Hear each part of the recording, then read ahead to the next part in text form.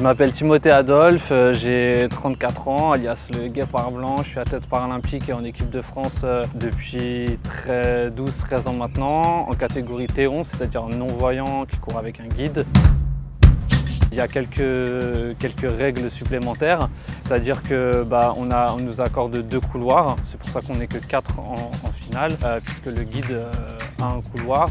Donc si on nous accorde 2 couloirs, par exemple le 3 et le 4, le guide peut venir dans mon couloir comme moi je peux aller dans le sien. Par contre, dès qu'on va mordre sur les couloirs des concurrents, c'est-à-dire dans le 2 ou dans le 5, c'est disqualification comme en valide. En fait, tous les étés avec mes parents, je regardais les championnats internationaux d'athlètes, que ce soit les championnats d'Europe, championnats du monde, les jeux, etc. Quelques semaines plus tard, je m'adresse au club de ma ville. Il faut savoir que je ne suis pas dans un état d'esprit où je suis très serein parce qu'à chaque fois que j'ai voulu faire du sport, mes parents me soutenaient, mais à chaque fois on nous a un peu rejetés. Je vais revenir à l'athlète quelques années plus tard, à 20-21 ans, donc assez tardivement, en rencontrant Artemon Atungimanak. Puis voilà, ça a commencé comme ça. Artemon m'a trouvé un guide.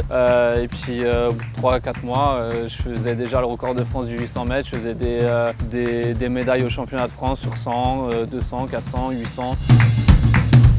Je suis vice-champion paralympique du 100 mètres et détenteur de la 2e meilleure perf de l'histoire, champion du monde du 400, vice-champion du monde du 100 mètres, 6 fois champion d'Europe, 2 fois vice-champion d'Europe, 4 fois médaillé bronze au championnat du monde et puis détenteur du record d'Europe du 200 mètres. Il faut savoir déjà moi qu'aujourd'hui je travaille avec plusieurs guides, c'est pas qu'un seul guide, il y a un guide par discipline.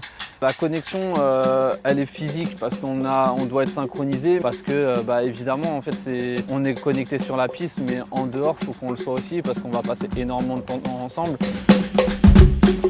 Ça va être plus une épreuve technique et ça va être le fait de répéter quelque chose qu'on a travaillé et répété à l'entraînement et il faut réussir à le restituer en compétition.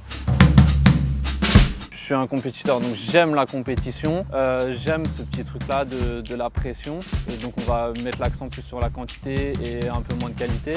Et à l'approche des compétitions, on va réduire le volume, augmenter l'intensité, mais être plus sûr de la qualité. Donc voilà, maintenant, rendez-vous cet été.